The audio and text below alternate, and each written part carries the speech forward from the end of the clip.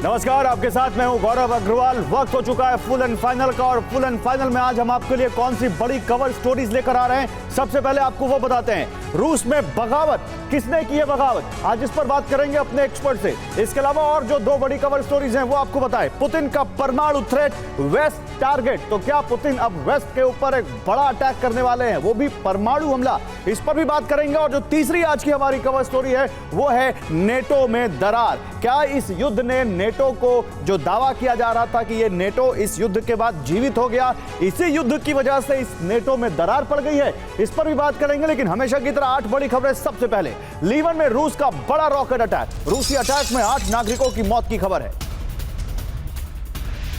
अगली खबर बाखमुत से है। बाखमुत में आगे बढ़ी यूक्रेनी सेना, कई जगहों पर रूसी फोर्स को घेरने का दावा किया है बाखमुत में यूक्रेन की सेना ने। अगली खबर पोलैंड के राष्ट्रपति से जुड़ी हुई है, जिनसे ज़ेलेंस्की की मुलाकात हुई है। पोलैंड के राष्ट्रपति से मिले ज़ेलेंस्की, पोलैंड की सीमा पर बढ़ते तनाव पर भी चर्चा हुई।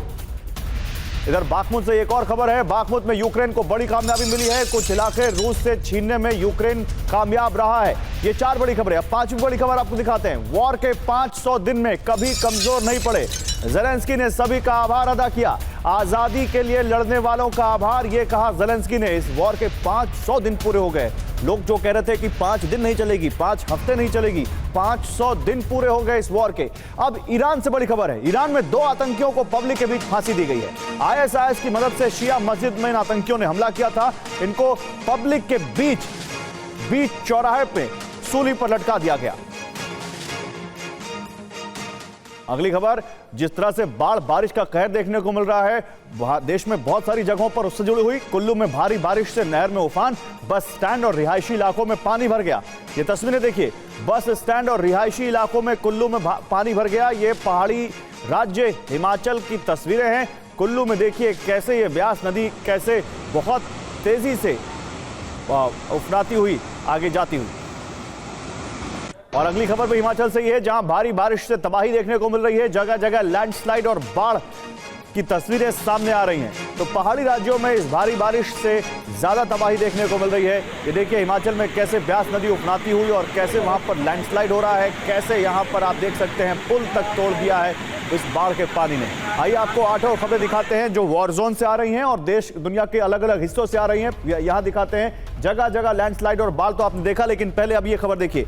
शुरुआत करते हैं रूस और यूक्रेन युद्ध की खबर से। रूसी अटैक में 8 नागरिकों की मौत हुई है, ये बड़ी खबर आ रही है। 8 नागरिक रूसी अटैक में मारे गए। कहां? लीमन में, जो रूस ने बड़ा रॉकेट अटैक किया उसमें। दूसरा, बाखमुत में आगे बढ़ी है यूक्रेनी सेना, बाखमुत में कई जगहों पर रूसी फोर्स को घेरने का उसने दावा किया है। तीसरा, पोलैंड सीमा पर तनाव बढ़ने को लेकर चर्चा हुई है, ज़ेलेंस्की और पोलैंड के राष्ट्रपति डूडा के बीच, दोनों के बीच चर्चा हुई है। चौथा, ज़ेलेंस्की ने 500 दिन युद्ध के पूरे होने के बाद सभी का आभार अदा किया और उन्होंने कहा कि हम डटे रहे, हम कमजोर नहीं पड़े इन 500 दिन में, ये कहा उन्होंने। ये 4 बड़ी खबरें। अब 4 खबरें कुछ और दिखाते हैं आपको। देखिए 5वीं खबर भी वॉर से है। ज़ेलेंस्की ने सभी का आभार तो अदा किया ही, लेकिन साथ ही साथ ईरान से देखिए एक बड़ी खबर है। ईरान में 2 आतंकियों को पब्लिक के बीच सूली पर लटका दिया गया। ये आईएसआईएस के साथ इनके ऊपर आरोप है कि इन्होंने आईएसआईएस के साथ मिलकर एक शिया मस्जिद पर हमला किया था। फिर अब 2 खबरें बाढ़ और बारिश के कहर की। हिमाचल से कुल्लू में भारी बारिश से नहर में उफान देखने को मिल रहा है और जगह जगह लैंडस्लाइड और बाढ़ की तस्वीरें हिमाचल से आ रही हैं। तो ये खबरें हम आपको बताएंगे, लेकिन शुरुआत वॉर की खबर से करते हैं। बड़ी खबर यूक्रेन से है। यूक्रेन के टैंक काफिले पर घातक अटैक हुआ है। रूस ने एंटी टैंक गन से हमला किया है। बारूद से भरे टैंक में भीषण धमाका हुआ है। यूक्रेनी टैंक्स का काफिला तबाह हो गया।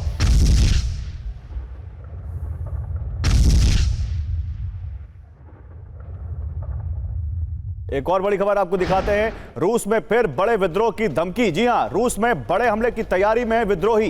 कौन ये तैयारी कर रहा है? ये है फ्रीडम ऑफ रशिया लीजन। ये संगठन है जिसने चेतावनी दी है क्रेमलिन पर जल्द बड़ा हमला होगा। क्रेमलिन क्या है? पुतिन का मुख्यालय। रूस की सरकार जहां बैठती है, जहां पुतिन बैठते हैं। अगले महीने क्रेमलिन को सरप्राइज मिलेगा, ये कहा है इस संगठन ने, जिसका नाम है फ्रीडम ऑफ रशिया लीजन।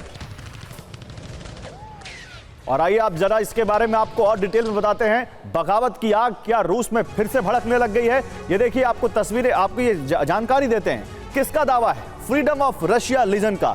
क्या दावा है? रूस के अंदर बड़ा हमला होगा। उन्होंने कहा अगले महीने बड़ा सरप्राइज मिलेगा।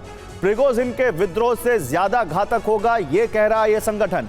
अब यूक्रेन समर्थित विद्रोही group freedom of Russia legion को समझ लीजिए आप, ये ज्यादातर रूस के ही लड़ाके हैं जो पुतिन के विरोधी हैं, बेलगोरोद के इलाके में एक्टिव हैं, 2 बार हमला किया, तीसरा हमला जल्द होगा, फिर चौथा और पांचवा हमला होगा। ये कह रहे हैं 2024 तक रूस में पुतिन की सत्ता खत्म हो जाएगी, ये इन्होंने धमकी दी है। इस पर बात करने के लिए मेरे साथ कुछ खास मेहमान हैं। मेजर जनरल सुधाकर सर हैं एज डिफेंस एक्सपर्ट, मेरे साथ एवीएम पी.के. श्रीवास्तव हैं एज डिफेंस एक्सपर्ट और प्रोफेसर राजन कुमार हैं विदेश मामलों के जानकार। आप तीनों का बहुत स्वागत है। General Sudhakar, I will start from you sir. क्या लगता है सर, ये जो फ्रीडम ऑफ रशिया लीजन जो ग्रुप है, इसकी चेतावनी को आप कितनी सीरियसली लेते हैं, और क्या आपको लगता है कि पुतिन की सत्ता को चैलेंज इस वॉर के दौरान कुछ ज्यादा मिलने लग गया है? गौरव, बहुत धन्यवाद, आपने आपके शो में मेरे को इनवाइट किया। जहां तक ये सवाल आप पूछ रहे हैं, इसके जवाब में मैं सिर्फ इतना ही कहूँगा कि ये थ्रेट, ये एक ऐसा धमकी है जो रशिया के अंदर, चाहे वो ओवरटली आज स्टेट किए हो या कोवर्टली करते आ रहे हो पास में, ये हमेशा रहता है और रहता आया है। मैं लेकिन इतना यही कहूँगा कि Putin is very deeply entrenched, इतना आसान नहीं है उनको हिलाने का। जो पब्लिक सपोर्ट है, मेरे असेसमेंट और जितना मैं research day to day basis पे पढ़ाई कर रहा हूँ, उसके मुताबिक उनका पॉपुलैरिटी डाउन नहीं हो रहा है, बल्कि इधर वो मेंटेन कर रहे हैं सेम लेवल पे या ऊपर चढ़ते जा रहे हैं जितना समय खींचते जा रहा है। और तीसरा सबसे इंपॉर्टेंट चीज़ है, धमकी होता है। हर देश के अंदर इस किस्म की धमकी होते हैं, इस किस्म के ऑर्गेनाइजेशन होते हैं, और रशिया एक सुपर पावर है, मान के चलिए। आज उसके पास ये 502 दिन होने के बावजूद भी इतना काबिलियत, इतना ताकत है, ये और कोई दिन आराम से आसानी से खींच सकते हैं। बैक टू गौरव। ठीक है, बहुत बड़ी बात कही आपने सर। मैं आपके पास आता हूं, कुछ और बड़ी खबरें, उसके बाद अपने दूसरे मेहमानों के पास आता हूं। पुतिन को कोई इतनी आसानी से हिला नहीं सकता, ये समझिए आप। उधर इस बीच एक बड़ी खबर है, यूक्रेनी फोर्स पर भीषण मिसाइल अटैक की खबर है। रूस ने टॉर्नेडो एस से ये मिसाइलें बरसाई हैं। 120 किलोमीटर की रेंज तक ये हमला किया है रूस ने। मल्टीपल लॉन्च रॉकेट सिस्टम है टॉर्नेडो एस। और अब एक और बड़ी खबर, रूस में पुतिन एक और आर्मी बना रहे हैं। अभी तक आपने वैगनर का नाम सुना, चेचन का नाम सुना, रूस की आर्मी तो जानते ही हैं, लेकिन पुतिन अब रूस में बना रहे हैं डैड्स आर्मी। रूसी बॉर्डर के नजदीक रिहायशी इलाकों में यह तैयारी चल रही है। स्थानीय लोगों को हथियार बांट रही है रूसी फोर्स, स्थानीय लोगों को ट्रेनिंग दी जा रही है। 3000 से ज्यादा लोगों की ट्रेनिंग पूरी हो चुकी है। ब्रिटिश अखबार का रूस की तैयारी पर यह बड़ा दावा है। आखिर इस डैड्स आर्मी का मकसद क्या है, पुतिन की ये डैड्स आर्मी करेगी क्या, और इसको अभी तक किस तरह से तैयार किया गया है, ये आइए जल्दी से आपको बताते हैं। पहले आपको इस डैड्स आर्मी के बारे में बताते हैं और फिर उसके बाद इस डैड्स आर्मी का मकसद आपको बताते हैं। देखिए, बिग वॉल पर आपको इस बारे में जानकारी देते हैं। पुतिन की ये डैड्स आर्मी इलाका शेबेकिनो, ये बॉर्डर का इलाका है जहां पर ये डैड्स आर्मी तैयार की जा रही है। कितने लोगों को ट्रेनिंग दी गई? 3000 लोगों को अभी तक ट्रेनिंग दी जा चुकी है। और कितने हथियार बांटे गए? 6000 हथियार बांट दिए गए हैं। इसके अलावा अब यहां पर औसत उम्र क्या है इस डैड्स आर्मी की? तो औसत उम्र है 30 साल, यानी इस आर्मी में थोड़े उम्रदराज लोग हैं यहां पर।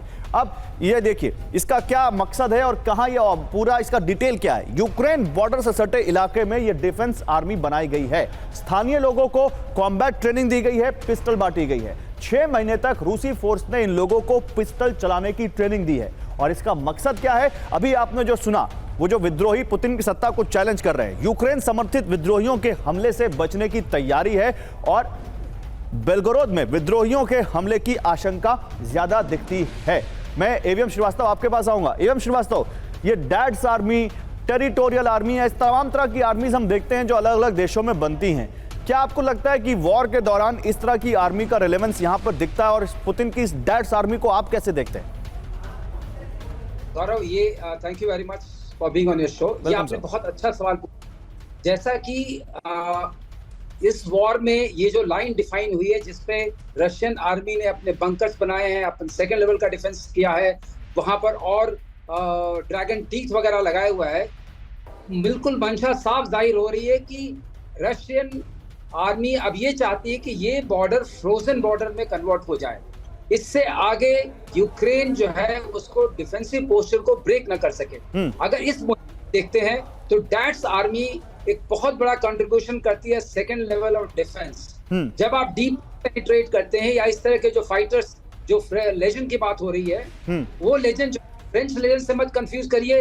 वर्ल्ड वॉर 2 में एक फॉरेन फ्रेंच लेजेंड हुआ करती थी, उन्होंने सही लड़ाई लड़ी, उनकी लड़ाई वैगनर ग्रुप टाइप की लड़ाई थी। ये एक अटैक करना चाहते हैं, टेररिस्ट टाइप का अटैक, उसके लिए अगर आपने अपने सिविलियंस को आर्म कर दिया है तो डेप्थ में भी आपको रेजिस्टेंस मिलेगा, ये उसका जवाब है।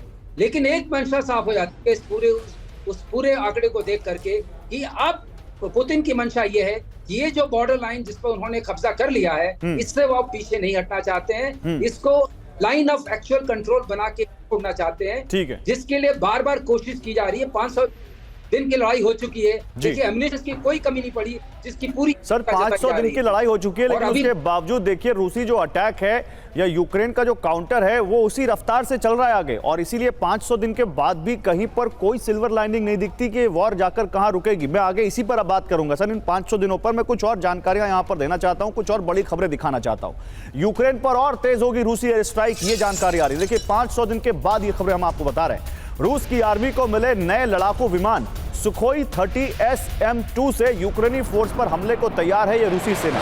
चौथी पीढ़ी का मल्टी रोल विमान है सुखोई 30 SM-2 और अब इससे यहां पर हमला किया जाएगा यूक्रेन की सेना पर। और बड़ी खबर वैगनर चीफ से जुड़ी हुई है। प्रिगोजिन को लेकर सस्पेंस बढ़ गया है। जी हां, वैगनर चीफ प्रिगोजिन कहां है, ये सस्पेंस बढ़ गया है। अब तक बेलारूस नहीं पहुंचे प्रिगोजिन, ये कहा है बेलारूस के राष्ट्रपति लुकाशेंको ने। रूस में प्रिगोजिन की मौजूदगी की आशंका, हम प्रिगोजिन का पीछा नहीं कर रहे, ये क्रेमलिन ने कहा है।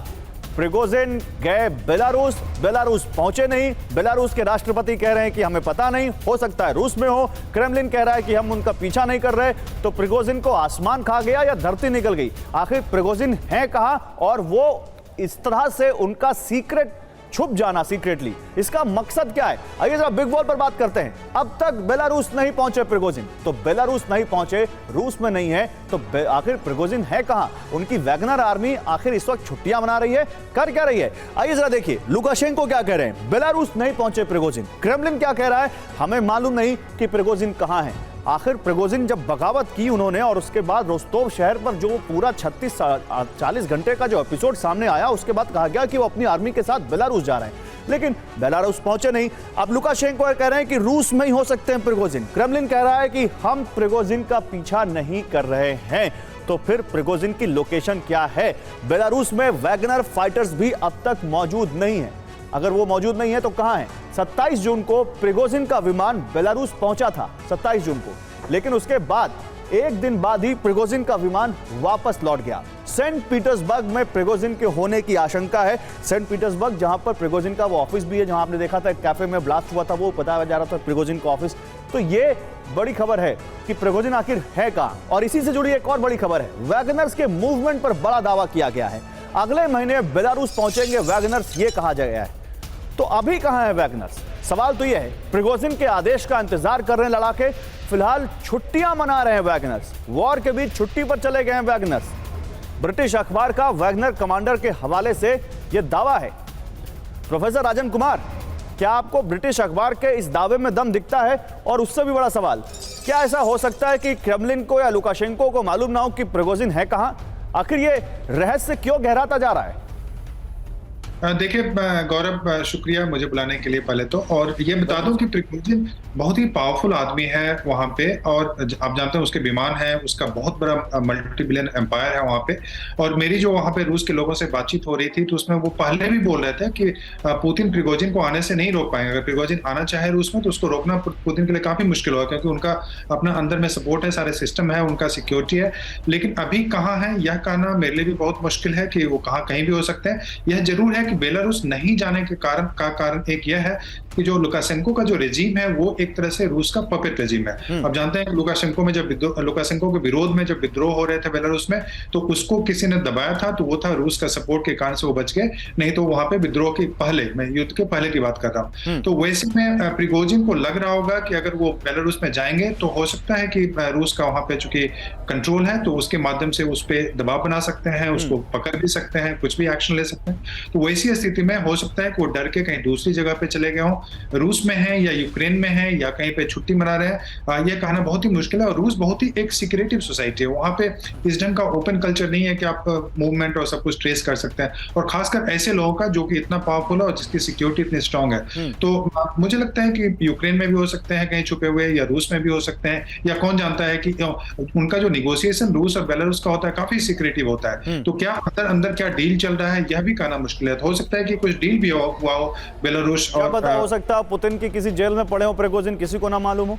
उसकी संभावना अभी कम है, उसकी संभावना अभी कम है, क्योंकि प्रिगोजिन का जो सपोर्ट है रूस में, वैसे उसको जेल में ओपनली तो नहीं रख सकते हैं, और जेल में अगर रखेंगे तो पता चल जाएगा। हाँ, सीक्रेट लोकेशन में उसको कहीं पे ले जाके रखें, ये बात ठीक है। आप लोग रहिए मेरे साथ, कुछ और बड़ी खबरें दिखाता हूं मैं। यूक्रेन के 5 इलाकों में रूस ने बड़ा हमला किया। अब ये तस्वीर देखिए आप, रूसी हमले में 8 सिविलियंस की मौत हुई है और 13 लोग घायल हो गए। पुतिन का परमाणु थ्रेट, वेस्ट टारगेट, अब इस पर बात करेंगे। लेकिन यूक्रेन के 5 इलाकों में रूस का बड़ा हमला, रूसी हमले में 8 सिविलियंस की मौत, 13 घायल। लिमन बाखमुत में रूस की एयर स्ट्राइक सामने आई है। अवदीवका और मारिंका में रूस की भारी शेलिंग की खबर है। तो देखिए, ये रूस ने भारी शेलिंग की है। अवदीवका में, मारिंका में 8 सिविलियंस की मौत की खबर है रूसी शेलिंग में। और इसके अलावा 5 इलाके हैं जहां पर रूस ने ये बड़े हमले किए हैं। ये आपके सामने देखिए खबर आ गई, यूक्रेन के 5 इलाकों में रूस का बड़ा हमला हुआ है। यहां पर लिमन बाखमुत में रूस ने एयर स्ट्राइक की है। रूसी हमले में 8 लोगों की मौत और 13 घायल हो गए, ये जानकारी सामने आ रही है। अब जल्दी से इस बारे में और जानकारी आपको देते हैं। देखिए, रूसी हमलों से थर्राया यूक्रेन। आइए जरा बिग वॉल पर दिखाते हैं आपको इस बारे में और जानकारी। ये आ गया यूक्रेन का मैप। लिमन, बाखमुत, मारिंका, ये सब डीपीआर का इलाका है। डीपीआर और डोनेट्स्क का इलाका, एलपीआर और डीपीआर। अवदीवका, आप देखिए रूसी हमलों से किस तरह से बौखला गया यूक्रेन, किस तरह से थर्राया यूक्रेन। आप इन इलाकों को देखकर समझ सकते हैं कि कैसे एक पैटर्न में यहां पर अटैक किया है। इसके अलावा आगे बढ़ते हैं। देखिए, एक और बड़ी खबर है यहां पर, जो यहां खबर आ रही है, लिमन में रूस का रॉकेट अटैक, ये बड़ी खबर आ रही है। रिहायशी इलाकों में हमले का आरोप है। लिमन में रूस ने रिहायशी इलाकों में रॉकेट अटैक किया, ये आरोप लगाया गया उस पर। खबर तो यहां तक है कि 8 नागरिकों की इस हमले में मौत हुई है, कई इमारतों और गाड़ियों को नुकसान पहुंचा है। उधर एक और बड़ी खबर है, रूस के न्यूक्लियर ठिकाने ढूंढ रहे हैं पश्चिमी देश। अब देखिए, अभी प्रिगोजिन नहीं मिल रहे थे, अब परमाणु ठिकाने नहीं मिल रहे हैं। आखिर रूस और पुतिन इतना सीक्रेटली ये सब कर क्या रहे हैं? बेलारूस में परमाणु ठिकानों का सर्च जारी है। बेलारूस में परमाणु हथियारों के ठोस सबूत नहीं मिले हैं। बेलारूस में संभावित ठिकानों पर सुरक्षा कम है। पश्चिम का खुफिया विभाग ये जानने में जुटा हुआ है, ये पता लगाने में जुटा हुआ है कि बेलारूस में जिन टैक्टिकल न्यूक्लियर हथियारों की तैनाती जिन अड्डों पर होनी थी, वहां पर क्या ये हथियार तैनात कर दिए गए। और वो जो कह रहे हैं उनके मुताबिक जो संभावित परमाणु ठिकाने हैं वहां पर अभी तैयारी नहीं दिखती। तो पुतिन के परमाणु हथियार क्या गायब हो गए? क्या पुतिन के परमाणु हथियार भी प्रिगोजिन की तरफ बेलारूस पहुंचे ही नहीं? आप समझिए, पश्चिम को अब तक परमाणु ठिकानों की ठोस जानकारी नहीं मिली है। पश्चिम यानी उनकी खुफिया एजेंसियों को, अमेरिका को, दूसरे देशों को। बेलारूस में वैसे इंफ्रास्ट्रक्चर तैयार नहीं जहां पर परमाणु हथियार सुरक्षित रहें। यानी वो कह रहे हैं कि इनको देखकर लगता नहीं कि यहां पर परमाणु हथियार रखे जा सकते हैं।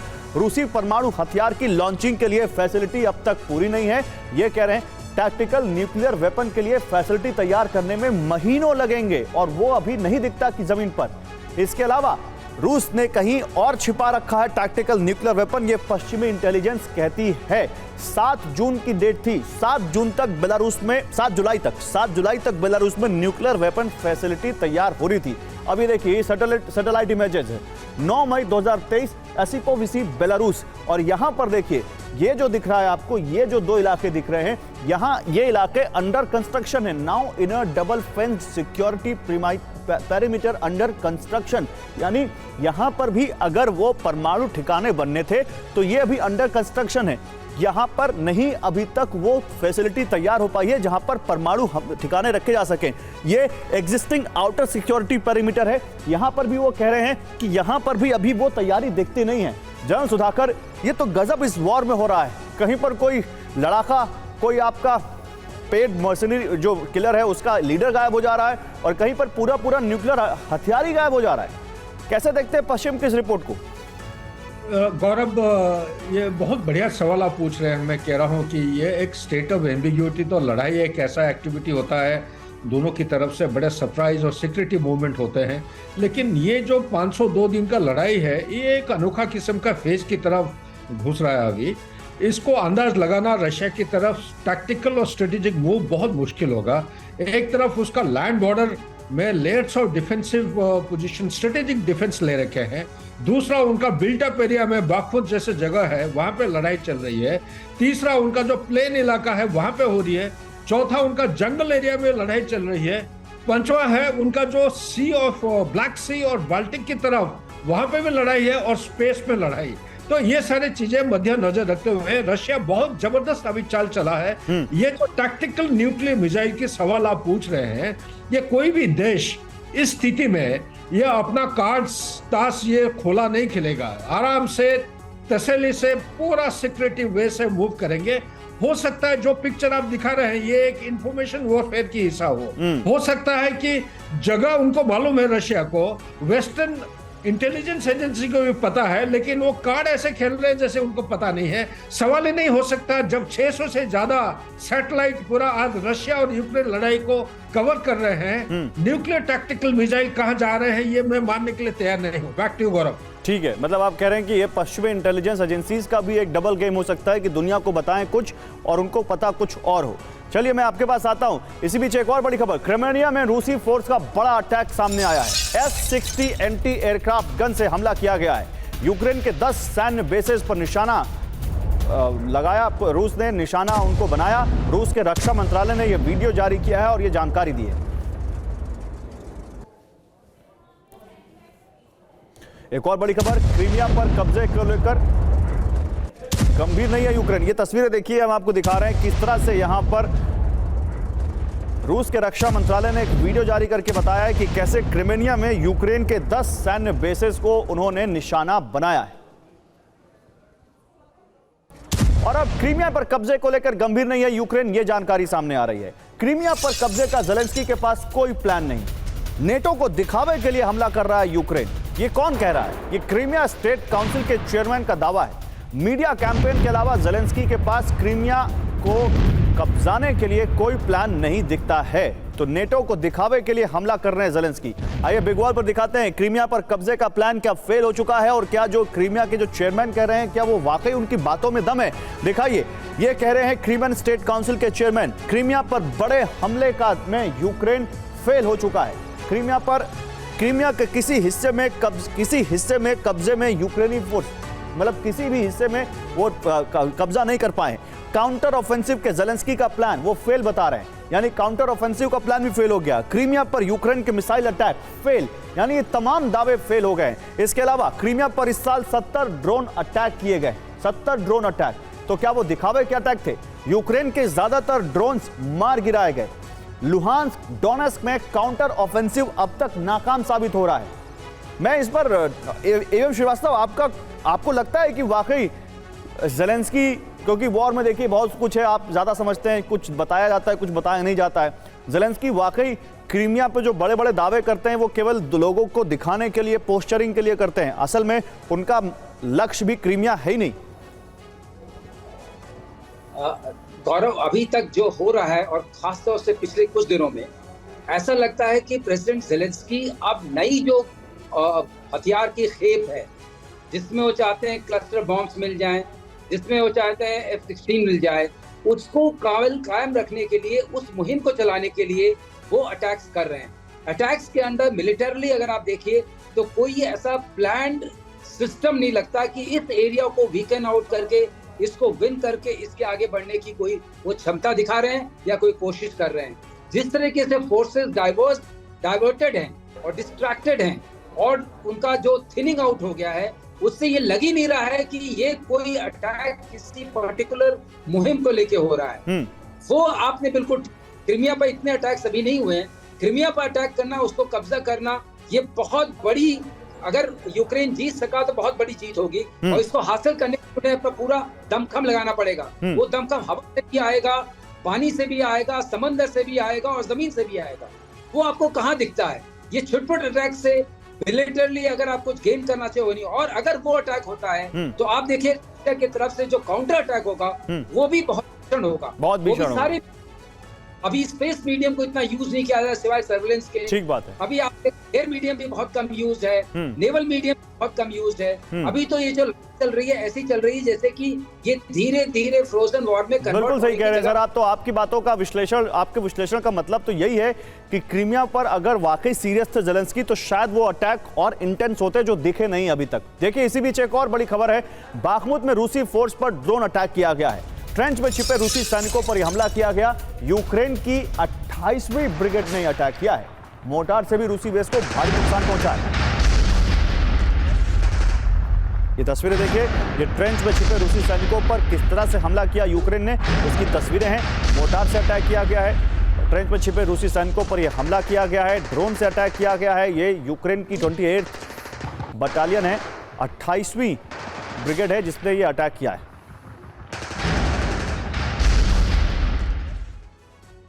और बाखमुत में यूक्रेन का काउंटर ऑफेंसिव आपको दिखाते हैं। पूर्वी इलाके के 2 सेक्टर पर कब्जे का दावा है यूक्रेन का। बाखमुत में रूसी कब्जे वाले इलाके में कमांड हासिल किया है, ये वो दावा कर रहे हैं। मई 2023 में रूसी फोर्स ने कब्जा किया था, लेकिन अब वो रीगेन करने का दावा कर रहे हैं। कौन? यूक्रेनी।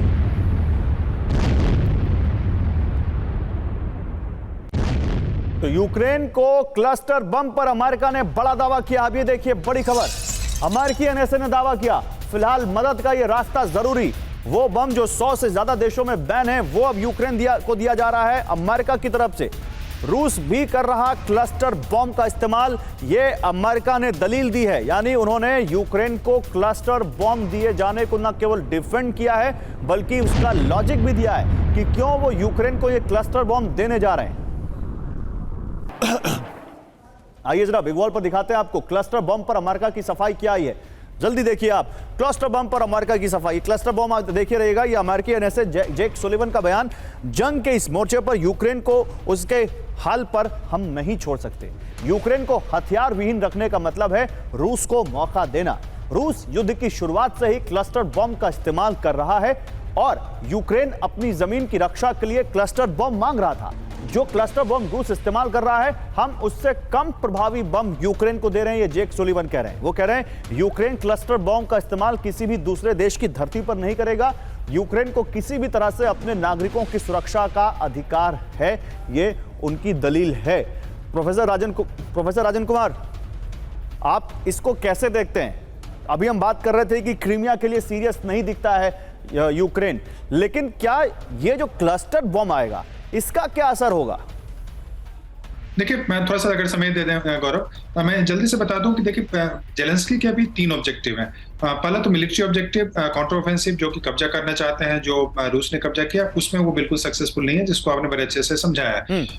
उसके 2 पॉलिटिकल ऑब्जेक्टिव भी हैं। पहला पॉलिटिकल ऑब्जेक्टिव है कि वो अपने रेजिम को भी बचा के रखना चाहते हैं, क्योंकि अगर आप कुछ अचीव नहीं करते हैं तो रेजिम आप पे खतरा आने लगता है। लोग क्वेश्चन करने लगते हैं कि आखिर अपने सैनिकों की जान हम क्यों गंवा रहे हैं। तीसरा जो पॉलिटिकल ऑब्जेक्टिव है अभी जेलेंस्की का, कि नाटो का मेंबरशिप किसी ढंग से मिल जाए। अगर नाटो का मेंबरशिप नहीं भी मिले तो कम से कम सिक्योरिटी गारंटी वो मिल जाए, जिसकी बात अभी विलियस में अभी मीटिंग हो रही है 1 दिन 2 दिन बाद, और वहां पर वो चाहते हैं कि सिक्योरिटी गारंटी उनको मिले कि वो ये अगर फ्यूचर में अटैक होता है तो नाटो उसको प्रोटेक्ट करेगा या फ्यूचर में उनके मेंबरशिप बनने की संभावना है। तो पॉलिटिकल ऑब्जेक्टिव में तो वो सक्सेसफुल हो सकते हैं, लेकिन जहां तक मिलिट्री ऑब्जेक्टिव है क्राइमिया या वहां पे मुझे लगता है कि बहुत ही मुश्किल होगा। क्लस्टर बम के बारे में बता दूं कि क्लस्टर बम जो है ये बैंड है। 10 कंट्रीज ने इसको बैन कर रखा है यूनाइटेड नेशंस के माध्यम से, लेकिन ना तो यूएस ना ही रशिया और बहुत सारे देश उसके सिग्नेटरी नहीं है। तो वहां पे क्लस्टर बम के साथ आप जानते हैं क्या होता है कि कुछ बम डिटोनेट नहीं होते हैं और वैसे में सिविलियन का खतरा फ्यूचर में आज से 10 साल बाद भी बना रहता है। तो इस कारण से कनाडा और स्पेन, जो कि नाटो के मेंबर हैं, वो भी इसको अपोज कर रहे हैं। ब्रिटेन भी इसका सिग्नेटरी है, ब्रिटेन भी अपोज कर रहा है। बहुत सारे नाटो के मेंबर ही नहीं चाहते हैं कि इसको यूक्रेन को क्लस्टर बम दिया जाए। यूक्रेन को यह भी बोल रहे हैं कि किसी भी हाल में आपकी बातों का मतलब तो यह है कि नेटो में ही इस बॉम्ब को लेकर एक राय नहीं है। चलिए आगे हमारा जो सेगमेंट है वो भी यही है, नेटो में दरार।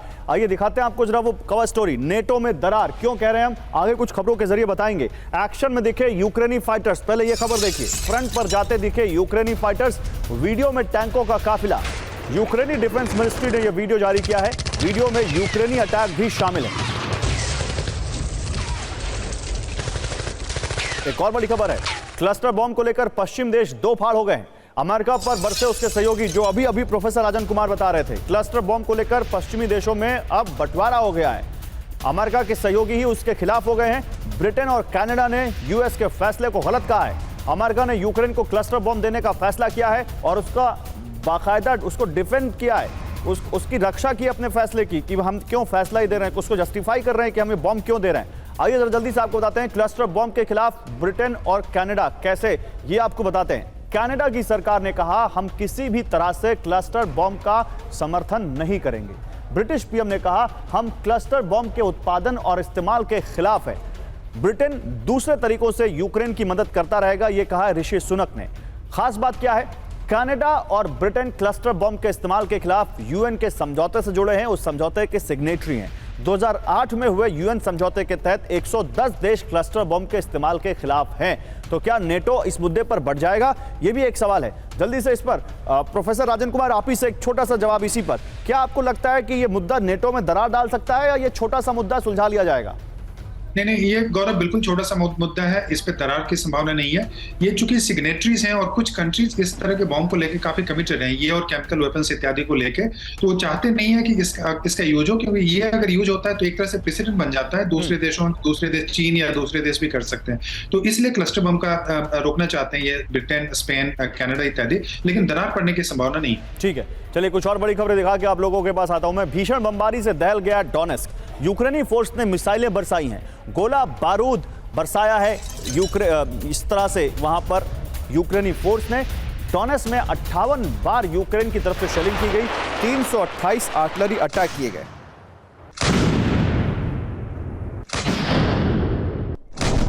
स्पेन देखिए, वो भी सामने आ गया है, क्लस्टर बॉम्ब के खिलाफ है स्पेन की डिफेंस मिनिस्टर का बड़ा बयान, किसी भी हालत में क्लस्टर बॉम्ब का इस्तेमाल ना हो।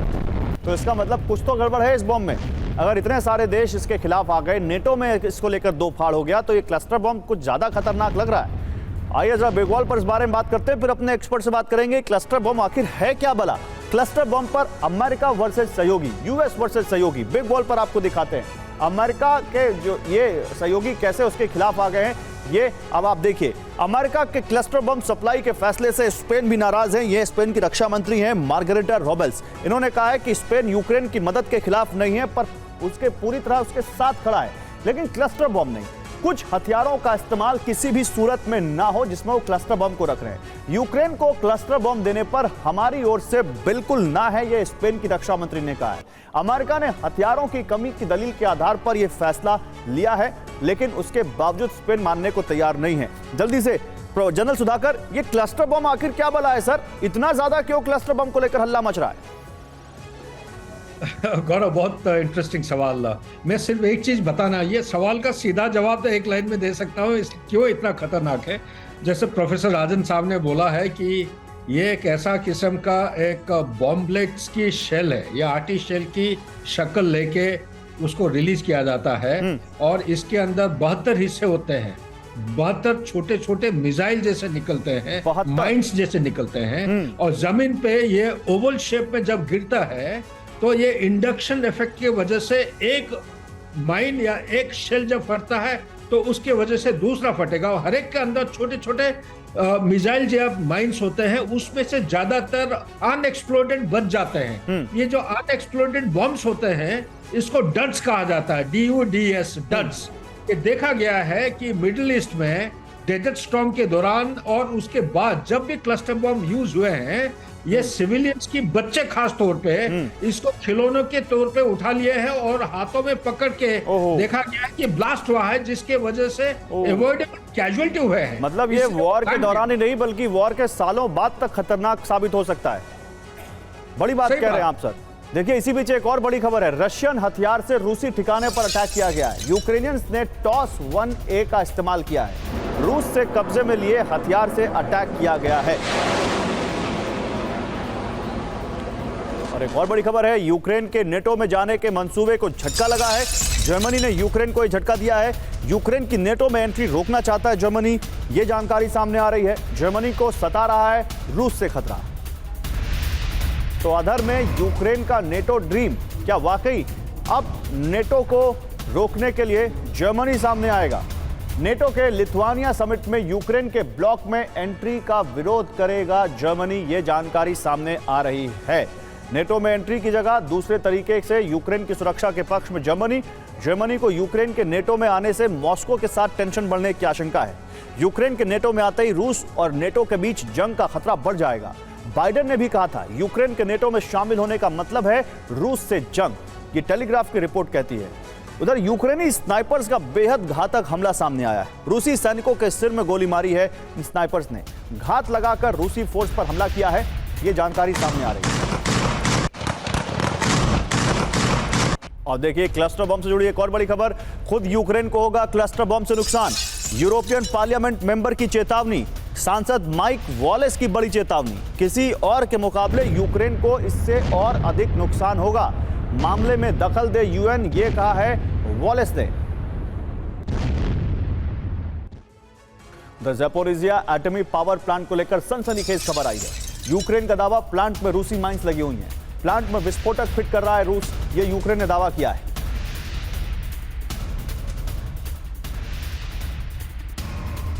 तो ज़ैपोरिज़िया से जुड़ी अब बड़ी खबर देखिए। ज़ैपोरिज़िया के प्लांट को लेकर अक्सर बड़ी खबर आ रही है। अब यहां पर यूक्रेन ने दावा किया है कि रूस वहां पर माइंस और विस्फोटक लगा रहा है। ये यूक्रेनी मिलिट्री इंटेलिजेंस का दावा है। ये विस्फोटक ऐसे हैं जिन्हें रिमोट कंट्रोल से उड़ाया जा सकता है। विस्फोटक प्लांट के टेक्निकल और मशीन रूम में प्लांट किए गए। हालांकि 5 जनवरी को IAEA ने अपनी छानबीन में विस्फोटक न मिलने की बात कही थी। मार्च 2022 से ही रूस के कब्जे में है यूक्रेन का एटमी पावर प्लांट। एवं श्रीवास्तव, आप कैसे देखते हैं सर इसको? ज़ैपोरिज़िया को लेकर अभी भी तनाव बना हुआ है सर, और ज़ैपोरिज़िया जो कि यूरोप का सबसे बड़ा पावर प्लांट है, अगर वहां कुछ हो गया तब तो फिर खत्म ही हो जाएगा ये युद्ध। गौरव, अगर आप दोनों चीजों को मिलाएं, क्लस्टर बॉम्ब को और ज़ैपोरिज़िया को, अगर आप इन दोनों बिंदुओं को मिलाते हैं तो आपको ये पता चलेगा कि शायद यूक्रेनियन सेटअप में और जो उनको सपोर्टिंग एजेंसीज हैं उनमें डिस्परेशन आ गया है। ये उनको लग रहा है कि रशिया को कब्जे में जो एरिया है उसको खाली कराना उनके बस की बात नहीं है, और क्रिमिया को भी अपने बस में लेना उनके पास नहीं है कन्वेंशनल मेथड से। अब आपको एक बात जो जनरल राजन ने भी कही और राजन साहब ने कहा और जनरल ने भी कही, उसमें ऐड मैं करना चाहता हूं। जो डड रेट है, लॉजिक क्या दे रहा है अमेरिका कि जो डड रेट है पहले 10 to 40% होता था, इसका मतलब 10 to 40% क्लस्टर बॉम्बलेट्स बड़े रहते थे जो बच्चे खिलौने की तरह, या उनसे जो कैजुअलिटीज होती थी उनके ऊपर एक रिसर्च हुई, उसमें 97% सिविलियंस की मौत होती थी, बच्चे बहुत ज्यादा होते थे। ये 10 साल के बाद भी होता था। अब आपको बताएं, अब उनका लॉजिक ये है कि जो वो दे रहे हैं, वो जिसको 155 mm DPICM बोल रहे हैं, वो कह रहे हैं इसका डेड रेट जो है वो 1 to 2%, मतलब डेड नहीं होंगे, वो सारे के सारे एक्सप्लोड करेंगे। लेकिन इसकी जो मैसेजिंग होगी आप देखिए, something band bye UN convention of 2008, उसको अमेरिका ही जो यूएन में इतना मेजर रोल प्ले करता है, यूएनसी का प्राइम मेंबर है, वो उसको वायलेट करता है। So what kind of message is going for the conflict area? अगर इसको एक्सेप्ट करते हैं तो न्यूक्लियर को कैसे आप डिटर करेंगे? और जहां तक सवाल है ज़ैपोरिज़िया का आपने पूछा, जो उन्होंने इमेजेस देख के बताया है कि माइंस हैं के ऊपर हैं। नॉर्मली अगर हमें किसी चीज को हमें उड़ाना होगा तो हम वो नीचे, ऊपर जो है जिस तरह की इमेजेस आ रही हैं, दोस इमेजेस फेक आल्सो। हम नहीं जानते क्या सही है क्या गलत है। ये हक में नहीं है कि ज़ैपोरिज़िया को रशिया अपने आप उड़ाए, ठीक बात है, ये नहीं है। लेकिन हाँ, डेस्परेट मेजर में डेस्परेशन दिख रहा है अब वेस्ट की तरफ से। ये कहीं ना कहीं दिख, आपकी बातों का जो लब्बो लुआब है वो ये है, चाहे वो क्लस्टर बम की बात हो, चाहे ज़ैपोरिज़िया पर ये दावा आया हो। ठीक है, आगे बढ़ते हैं। सामने आया है यूक्रेनी फोर्स की ट्रेनिंग का वीडियो। ट्रेनिंग के दौरान साथी पर ही हमला कर दिया। ट्रेनिंग के दौरान मॉक ग्रेनेड से एक यूक्रेनी सैनिक ने साथी पर ही हमला कर दिया। दुश्मन की जगह खुद के साथी पर ही ग्रेनेड फेंक दिया। राइफल और ग्रेनेड चलाने की ट्रेनिंग दी जा रही है। इस वक्त कई यूक्रेनी सैनिक पूरी तरह ट्रेंड नहीं नजर आ रहे। चलिए, एक लड़ाई जो रूस यूक्रेन में चल रही है